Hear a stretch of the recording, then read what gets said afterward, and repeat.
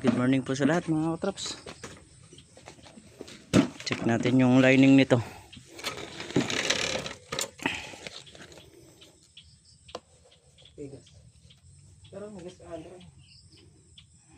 Kung may lining pa kasi may inturaw eh.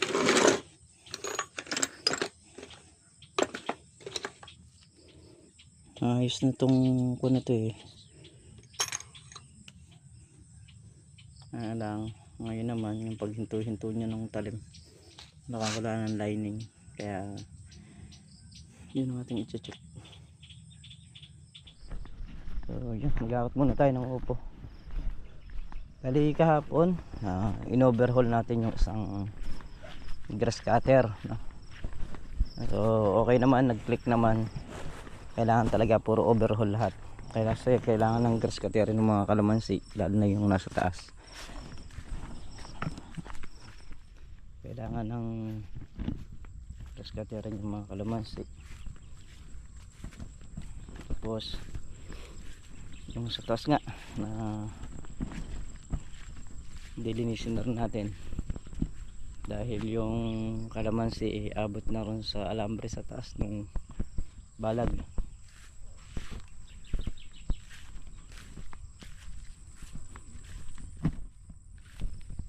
Pag rin natin linisan yun, ipapaayos ko na rin yung daan tubig nun, kasi hindi naman kailangan pagtagalin na yun, dahil pagka umidad ng mga isang taon at kalahati mahaba na yung ugat ng kalamansi.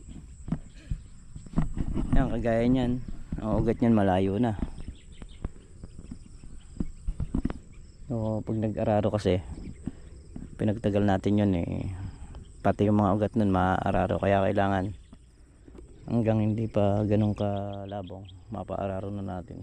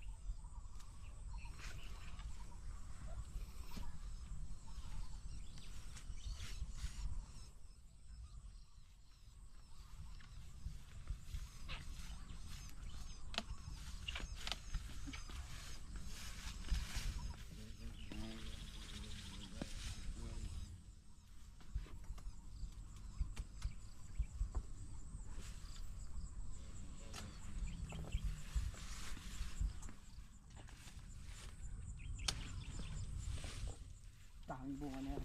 Alin? Ay, nalaglag na. Ay.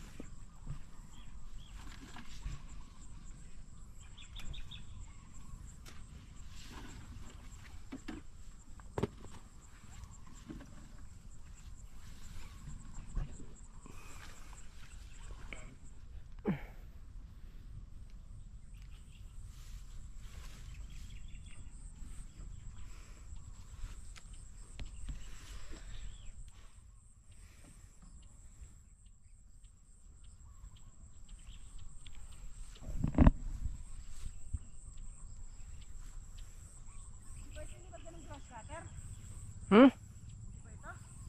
Anong nilagyan? Anong nilagyan? Grass cutter. Anong grass cutter? Mga gamit kahapon. Oh, Dito. hindi.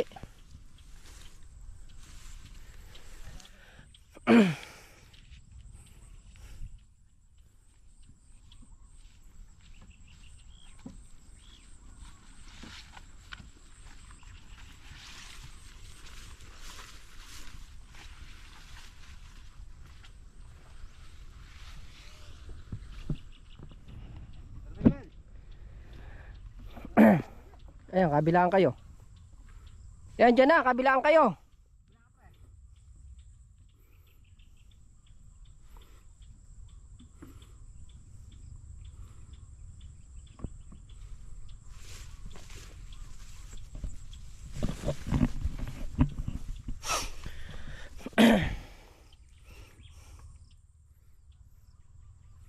Ganda nung kalamansi dito. Yung taas. Yun pa.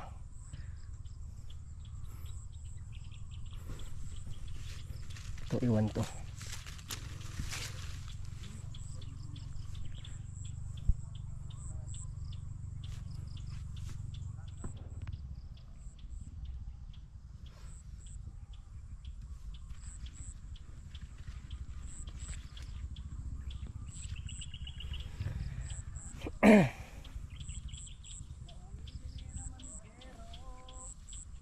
Trenta mahigit pre, kaya ano? O 30.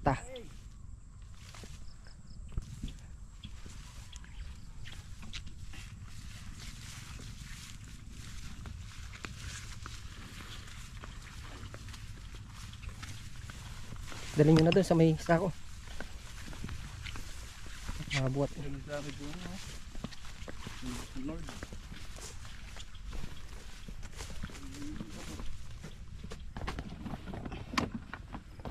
Ay, babali yan. Kaya yan. Mahabot yung ano ko eh, nakalaglag eh. Puno eh. Ano? Nakalaglag na to. Hindi umabot yung nalalagyan. Napuno. So yun, dahil tapos na kang pumitas, mag-overhaul naman tayo ng grass cutter. So yung mga grass cutter, ang mga palitin, piston ring saka yung block.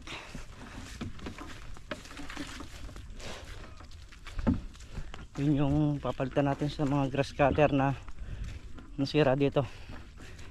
Kahapon nga nakapagbuo na tayo ng isa at ayun, okay na. Kasi kung di ko babaklasin yung block, hindi natin papalitan, wala rin. Kaya piston ring saka block. Yung carburetor hindi muna, pwede pang pagtyagaan yun. So yun mga traps, bali in-overhaul na nga natin yung grass cutter at yung isa gumana na. So yung isa hindi ko pa napapagana kasi nga kailangan pa natin bumili ng gamit. Ayan, so nakabaklas na rin siya at gaya nga nung sinabi ko kanina, nag-grass cutter na tayo dito sa kalamansian dito. Ayan, grass cutter na natin yan kasi isang linisan na lang, pati yung balag tatanggalin na natin yan.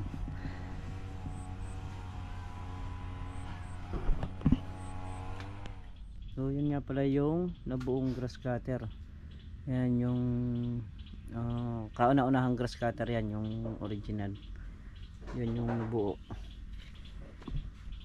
So yun, yung isa bibili natin ng pyesa.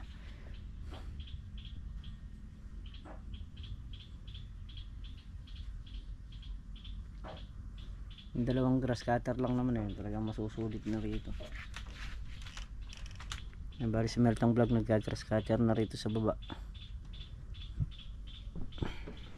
So yung mga traps, meron na kami saglit na titingnan na kalamansi na pinaparentahan at baka sakali may magrenta. So may pinaparentang kalamansi, alamin natin kung ano yung resa-resa at sila na rin daw yung mag-aalaga o sakali mang merong magrenta. So merong may gusto, check lang natin kung paano magiging labanan. Pagka nagkasundo sila baka makuha. So yun mga katrops, bali ito pala nasa 400 puno lang. So sa edad na 3 taon, marami na siyang pagkukunan ng bunga. May mga nakakalabas na rin siyang bunga. Ayun. So hinintay ko lang yung may-ari. Tatanong ko kung magkano pinaparentahan. Ayun, may mga bunga. Ito mga katrops, kahit na hindi alagaan to ngayong tagulan, lalaki yung mga bunga na yan. Walang magiging dyan problema. Siguradong tutuloy kahit na hindi spray yan. Ayun, tutuloy ang mga yan. So tingnan, hintayin ko lang yung may-ari kung magkano talagang pinaparent ito. So yung mga traps, bali binili na nga natin ng gamit yung grass cutter. Ating i-overhaul. Ayan, bali ito, pakita ko lang po sa inyo. Ito piston ring, yung lock pin, tapos piston. Ito po yung piston niya.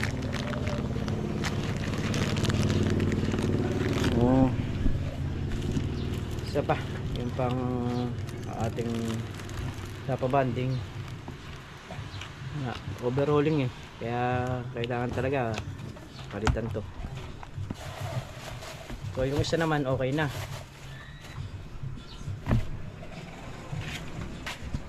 Tapos, saan ba yan? Ito pa oh. Ito. Ayan. Yan pa yung ating hahanapin na sops. So yan mga traps, so hanggang dito na lamang muna yung ating simpleng video. At syempre lubos po ako nagpapasalamat sa inyo sa suporta nyo, sa pagtitiwala ninyo. Ayan, ingat po kayo palagi. Sanan po kayo naroon. Bye po sa lahat.